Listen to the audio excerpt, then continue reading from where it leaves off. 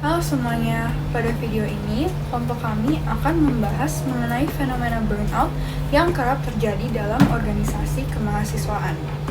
Burnout bukan sekedar rasa lelah biasa, melainkan kondisi kelelahan fisik, mental, dan emosional yang muncul akibat stres yang berlangsung dalam jangka panjang. Berdasarkan percakapan singkat dengan beberapa koordinator divisi di lingkungan kampus, kami menemukan sejumlah permasalahan yang kerap muncul, seperti komunikasi yang kurang efektif, beban kerja yang berlebihan, serta menurunnya motivasi dan hilangnya makna dalam proses pelayanan. Melalui video ini, kami ingin menunjukkan bagaimana komunikasi verbal maupun non-verbal dapat membantu kita mengenali tanda-tanda burnout, sekaligus mendorong terciptanya saling dukung agar para anggota tidak merasa kewalahan dalam menjalankan peran di organisasi. Burnout sebenarnya terjadi akibat proses stres yang berlangsung secara terus-menerus. Menurut Lazarus dan Folkman, stres muncul melalui dua tahap penilaian. Tahap pertama adalah primary appraisal, yaitu saat individu menilai suatu situasi yang berat atau yang mengancam. Contohnya, tugas di organisasi sangat menumpuk. Tahap kedua adalah secondary appraisal, yaitu penilaian terhadap kemampuan diri dalam menghadapi situasi tersebut.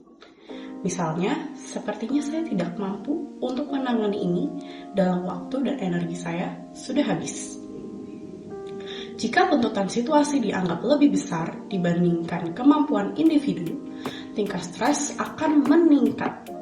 Apabila kondisi ini berlangsung dalam jangka panjang, stres dapat berkembang menjadi burnout.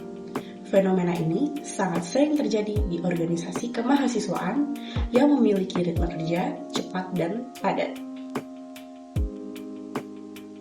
Burnout memiliki berbagai penyebab. Dari sisi individu, faktor-faktor meliputi perfeksionisme, manajemen waktu yang kurang efektif, serta strategi coping yang kurang adaptif. Di sisi organisasi, penyebabnya antara lain beban kerja yang tidak realistis, koordinasi yang kurang jelas, hingga budaya kerja yang menekan individu untuk selalu produktif. Tubuh juga memberikan tanda-tanda burnout, seringkali jauh sebelum kita menyadarinya. Beberapa gejalanya antara lain mudah lelah, pikiran sering kosong, kesulitan berkonsentrasi, mudah marah, kehilangan motivasi, serta menjadi lebih sensitif dan rentan terhadap konflik. Apabila gejala-gejala ini dibiarkan untuk terjadi, maka burnout tidak hanya memengaruhi kinerja akademis kita, tetapi juga pada hubungan sosial.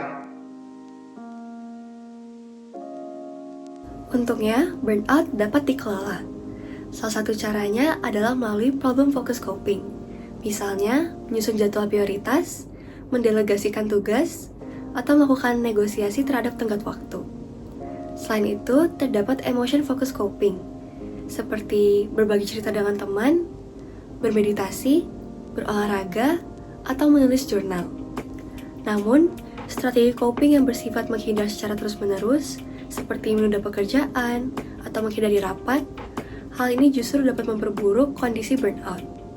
Oleh karena itu, penting bagi individu untuk memiliki waktu luang atau leisure time sebagai sarana untuk istirahat dan pemulihan. Selain itu, hubungan positif juga memiliki peran yang penting.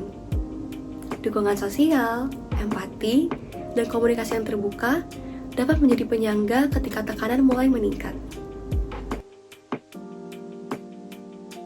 Dan terakhir saya akan menjelaskan terkait bagaimana komunikasi verbal dan non-verbal dapat digunakan untuk menghadapi burnout.